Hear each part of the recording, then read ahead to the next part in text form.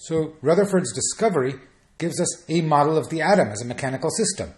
In fact, it should make physicists very happy because it is a unifying model. We have a recurrence of a model we've already solved. This is a universal pattern that usually suggests something very deep. We've seen that before. We have a central nucleus surrounded by orbiting electrons, much in the way that in the solar system we have a central star or surrounded by orbiting planets. The structure is familiar, understood, and we know a lot about its phenomena. What is the problem? Well, the problem is that in the context of an atom, it doesn't work. The model is fatally flawed, and Rutherford knows this, and everybody knows this very rapidly. What's the problem? Well, the problem, as we noted, is that the electrons that are orbiting the nucleus are charged particles. Charged particles create electric fields. Charged particles that are moving with changing velocities are accelerating, create changing electric fields, which create changing magnetic fields. In other words, an accelerating charge leads to electromagnetic radiation. Well, fine, we wanted these oscillating atoms to generate radiation. This is what we saw. Atoms radiate. But atoms would be radiating all the time because an electron would always be orbiting. The electrons are always in motion around the nucleus. Furthermore, if one takes the simplest example of a hydrogen atom, a nucleus surrounded by one atom, and the atom is orbiting, say in a circular orbit around the nucleus, one can easily compute the rate at which electromagnetic radiation is produced. Well, fine, so atoms are radiating. Conservation of energy is the issue here. As the atom radiates away electromagnetic energy, the atom must lose energy. Where is that energy coming from? You can do the calculation. It's clear that where the energy is coming from is from the orbital motion of the electron. The electron, well, it's not quite slowing down. As we know, what happens when an orbiting object loses energy, it becomes, descends to lower, more negative energy. More negative energy means smaller values of R. Remember, the total negative energy of an orbiting object is minus gm over 2r in the case of gravitation, and Coulomb's law is very analogous to Newton's law. And so when the electron loses energy, it actually spirals closer to the nucleus. And because A is now smaller, P is now smaller, it actually orbits more rapidly near to the nucleus, radiating more. And so an atom is an unstable system in that if you start an electron orbiting around a nucleus, it will very rapidly radiate all its energy, and the electron will spiral down inside the nucleus, and you can calculate how long an atom would last, and the answer is fractions of a second. This is a problem because clearly atoms exist, they are stable, they do not radiate themselves to smithereens, and now we have a real problem. There is no answer within Newtonian physics and everything we know about electromagnetism. There is no way to resolve this problem. Related to this, if we understand that the oscillatory motion of the electrons is responsible for atoms radiating, then we'd expect the frequency with which an atom radiates to be the frequency of the electron's motion. That's only natural.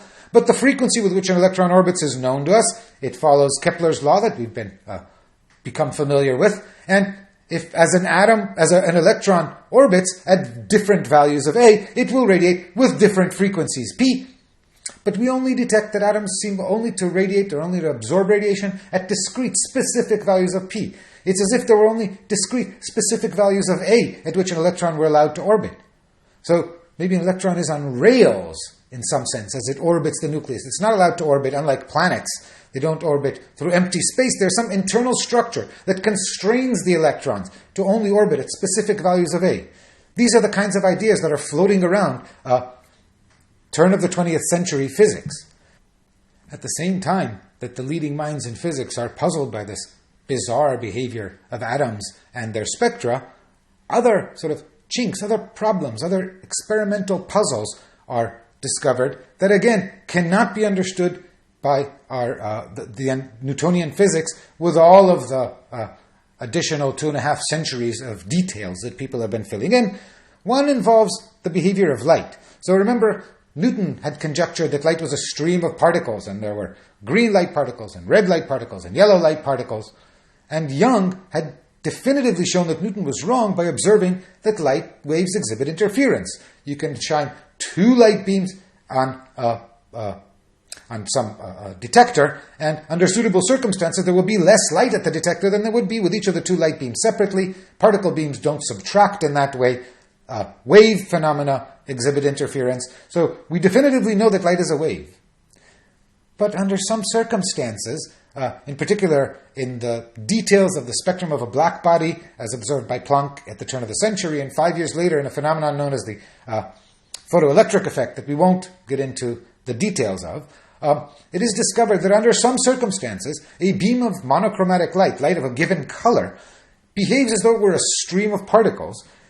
These particles are given the name photons or light quanta. This is the quantum theory of light because each of these particles carries a quantity, a quantum, a discrete amount of energy. And if the color of the light determines a frequency f, then the energy of each of these photons, as these light quanta are called, they're called photons because they are light particles, and they move, of course, at the speed of light, and each of these photons carries an energy that is determined by its frequency completely, and the constant of proportionality is this number that is called h. It's called Planck's constant. As I said, it was first discovered in the details of the blackbody spectrum by Max Planck, but in the context of the photoelectric effect, it is determined that under some circumstances, the interaction between a beam of light and some material occurs as though the material is absorbing light, not continuously as the wave transfers energy continuously into the material, but as though discrete amounts of energy are being taken out of the light beam and into the material, and these discrete amounts of energy are proportional to the frequency, not the intensity of a light beam. How much energy the light beam carries, as determined by its intensity, that determines how many photons per unit time, per unit area. The flux of photons in the beam determines its intensity, but the energy of each photon is determined by its frequency. High frequency, short wavelength light involves photons of higher energy. This is a puzzle. Light is a wave, but sometimes light is a particle. Aha!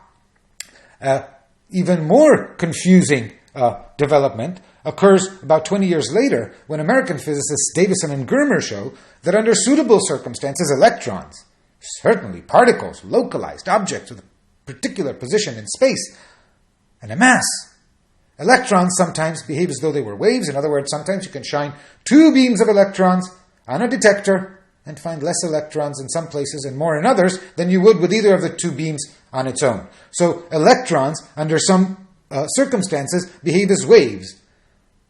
Light, which is a wave, under some circumstances, behaves as a particle.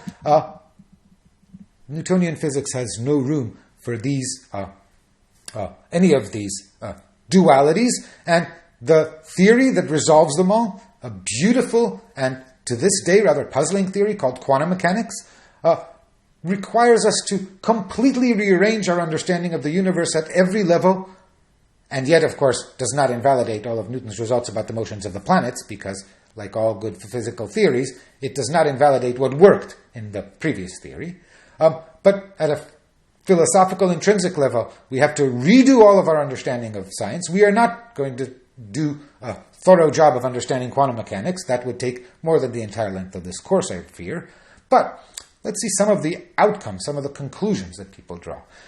Basically, what we learned, what quantum mechanics teaches us, is that particles, be they photons, electrons, protons, whatever it is that they are really the dynamics of particles, the mathematical, physical description of the physical behavior of particles is encoded in an object called a wave function, an object which obeys equations that are mathematically, formally, very similar to the equations that describe the propagation, say, of a light beam, in many senses. So there's this function which exists like the electric field at every point in space at every time, and this wave function of an electron, say, somehow describes the state of the motion of the electron. In what way does it describe it? Well, one way to understand it is that the position, at any position in space at any given time, the value of this wave function, or some property of it, the square of its value if you want to be technical, predicts the probability of finding the particle there. So if you have an electron and you know its wave function, you can predict the probability with which, if you try to find the electron at any point in space, you'll figure out the probability to find it here or there or elsewhere. But only the probability. Physics is intrinsically probabilistic. It's not that the wave function reflects our lack of knowledge about the system. No, knowing the wave function is a complete description of everything there is to know about this electron. And yet, if you try to predict the result of an experiment, say, trying to find the position of an electron, trying to find an electron at some position in space, that can only be described probabilistically. There are only probabilistic predictions.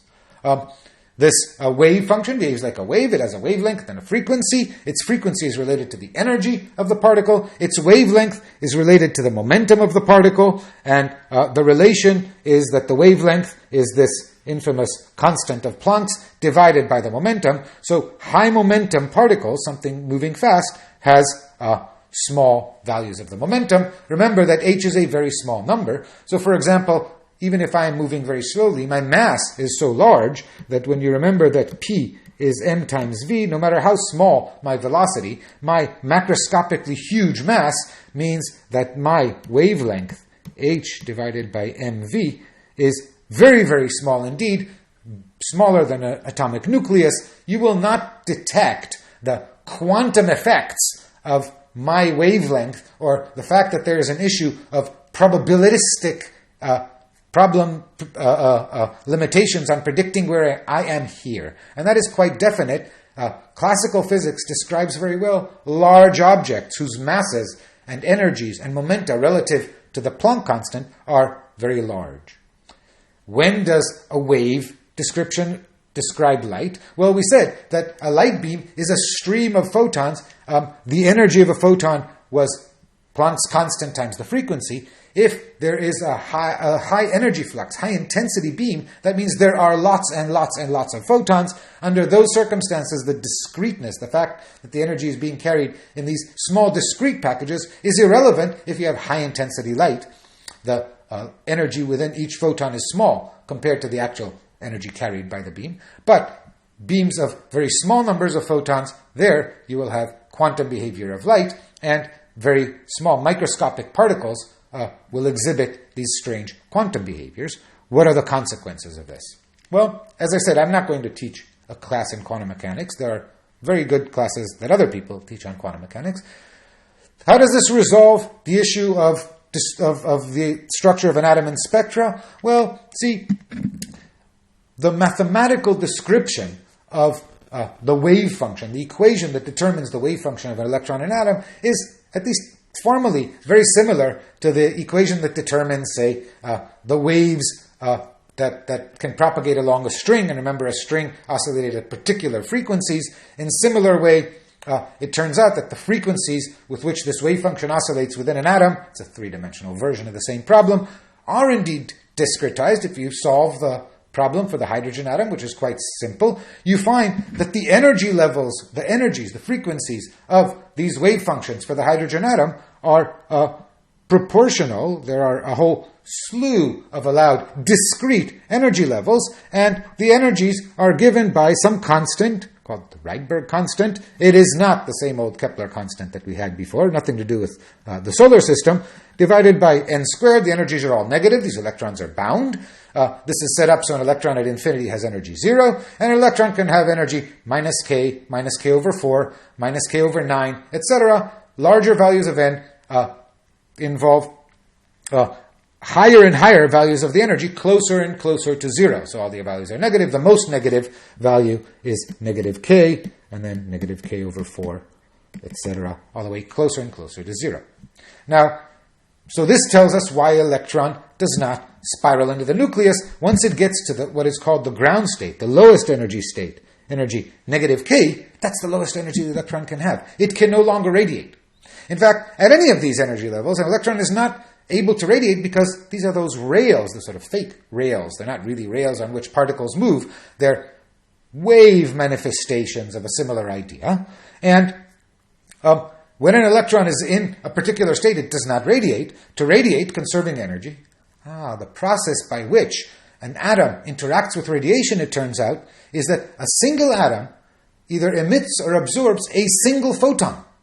So that, for example, an atom in an energy level indicated by the number n can jump to an energy level m. And if, for example, m is a larger number than n, so that this energy is lower than that energy, then the total change in energy is determined by these two numbers. And if this is going to occur by the emission or absorption of a single photon, then the energy carried away by that photon, by conservation of energy, should be given by this change in the energy of the atom. The change in the energy of the atom determines, therefore, the energy of a photon, and hence the frequency. So that what we saw when we saw the selective absorption of particular wavelengths of light, particular frequencies of light, by specific species of atoms, was we were measuring the spectrum of energy levels and the differences between the various energy levels, so that absorption of one photon allowed an atom to jump up a particular discrete amount as determined by the energy spectrum of that particular atom. Let's see a sort of animation that explains something about how this might work. Now, I'm not going to claim that I just explained quantum physics so that we all understand it. That, as I said, is sadly beyond the scope of this class. We're going to formulate and then use heavily some of the consequences of quantum mechanics, and I wanted to at least give you a flavor of where it comes from. Perhaps this animation will slightly help us. So what we have here is a box in which we have hydrogen atom, or a bunch of hydrogen atoms, and what we are going to do is we are going to be shining white light at them, and the white light is depicted as a stream of particles, but you can imagine pulses of light of various colors, because we know that white light contains all colors, and as we shine white light at this atom, we notice, as we are aware, that the atom absorbs and then re-emits light, not at all frequencies, but only at particular frequencies. We see here that there's a particular wavelength in the ultraviolet, and if we give it enough time, there'll be a particular wavelength in red light at which this atom is emitting.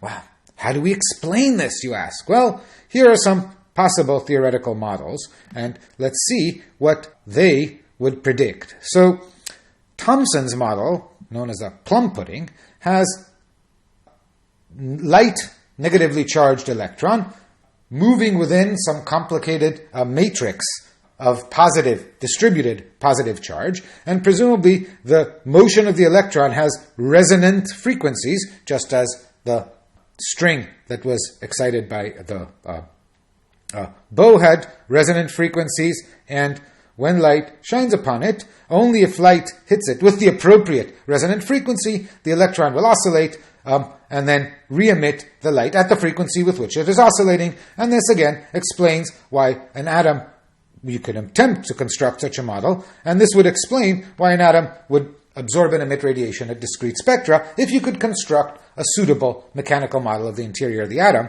Unfortunately, of course, we know that this was destroyed by Rutherford, who discovered that in fact the positive charge in the atom is not distributed, it is concentrated in a nucleus, there's an electron there. The only way for the electron not to fall under the force of its electric attraction to the nucleus is for the electron to orbit, and as we know, what happens is the electron radiates, and so the prediction of the Rutherford Keplerian atom is somewhat disturbing. Kaboom! The atom decays within fractions of a second and does not survive. The slightly more sophisticated, somewhat quantum version is the version of Bohr. The Bohr atom, this is some quasi-quantum description. Again, the electron can exist at a variety of energy levels. Bohr imagined them as literally rails, or figuratively, rails around the atom, orbitals, which the electron could occupy. We see the electron in its ground state, n equals 1, the most negative energy that an electron can have, and therefore it's not going to radiate. But if a light quantum with an energy whose energy is, as determined by its frequency, is precisely the difference between this energy level and this energy level, so minus k, the difference between minus k and minus k over 4, or 3k over 4, if you find a photon with precisely that frequency, that photon can be absorbed, the electron will then jump from this orbital to that orbital, essentially instantaneously annihilating the photon, and then after a while, for reasons that are hard to calculate in this model, it will re-emit the photon, jumping back down to the ground state, and this is indeed what we see happening. We see the electron periodically bouncing up to higher energy levels. Let me perhaps slow the simulation down. And you see that when a photon of a suitable wavelength comes along, it gets absorbed, bouncing the electron to some higher orbital, and then the electron decays back to the ground state by emitting photons only of specific frequencies. So this high energy photon corresponds to this large energy difference, the difference between n equals 1 and n equals 2, and these lower energy photons correspond to these smaller smaller energy differences between the higher excited states.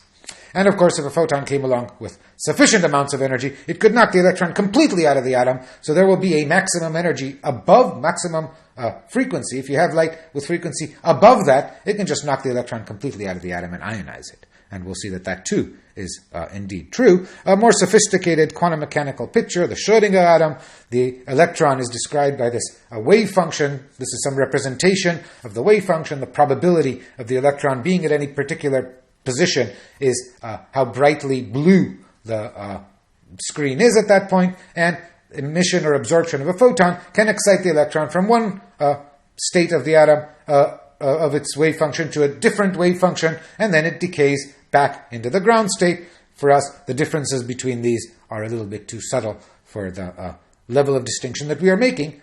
What is the point? The point is that when you apply the Schrödinger model with some additional things that we have learned since, you can in fact predict how much of the light the hydrogen atom, what is the probability at a given frequency that the hydrogen atom will absorb a photon, how long it will survive in the excited state before decaying back to the ground state, if it's at some excited state, what frequencies and what energy, what sequence of energy levels will it occupy along its way back down to the ground state. All of these can be computed and agree with experiment. So the theory, while very difficult to understand, and not trivial to do calculations in, is extremely successful in making experimental prediction. So we claim we understand quantum mechanics rather well. So I didn't completely clarify quantum mechanics. In many philosophical senses, it's still a puzzle today. I hope what I managed to get across is the fact that we do understand very well how to use the theory to compute quantities of physical interest and make predictions, that it underlies all of the technology that drives our modern world, from semiconductors to lasers to I don't know what else. And it allows us to understand how all these things work. It does produce an understanding of atomic spectra and an understanding of the structure of an atom, so that the nuclear atom is in fact a consistent structure within quantum mechanics. That's very important. The other thing that's important to us is that it produces, as sort of a byproduct, this exciting result known as the Pauli exclusion principle. And this will be very important to us in some aspects of what comes next. The Pauli exclusion principle applies to particles such as electrons or hydrogen nuclei, as we shall see, or some other particles we will meet. Those particles are called fermions, and particles that obey the Pauli exclusion principle are unfriendly. Technically, what this means is that at most 2 electrons can occupy a given state. If you want to get really fancy, the answer is really at most 1 electron can occupy a given state, but electrons have some internal degree of freedom called spin that has 2 possible values. What this means is, for example, when you build a hydrogen atom, it has 1 electron, and that electron likes to be in the ground state. When you build, say, a lithium atom, there are 3 electrons. They can't all 3 be in the ground state. 2 can be in the ground state, and then the ground state is full. We learned this as part of chemistry. The next electron needs to occupy a different energy level, another orbital, if you will. And understanding this explains very much the way that the number of electrons, Z, in an element predicts its chemical properties. Columns in the periodic table correspond to electronic configurations with some similarity, which is why the affinities or the chemical behavior of these kinds of elements are the same. It also explains many, many other properties of the universe. We will meet the Pauli exclusion principle and some of its applications in what comes later. For the moment, I want to say what we need to understand from quantum mechanics is that we do have a picture of how atoms work. The description of a nucleus surrounded by electrons is fine if you remember that describing the electrons as actually orbiting is kind of a fudge. You should think of them as quantum particles described by a wave function, and that light, which is very definitely a wave phenomenon, is, under some circumstances, in particular when interacting with matter, described as a stream of particles, photons, and the frequency of a photon determines the energy of each of these light quanta through this wonderful Planck formula, E equals to hf. That is most of the quantum mechanics we will need.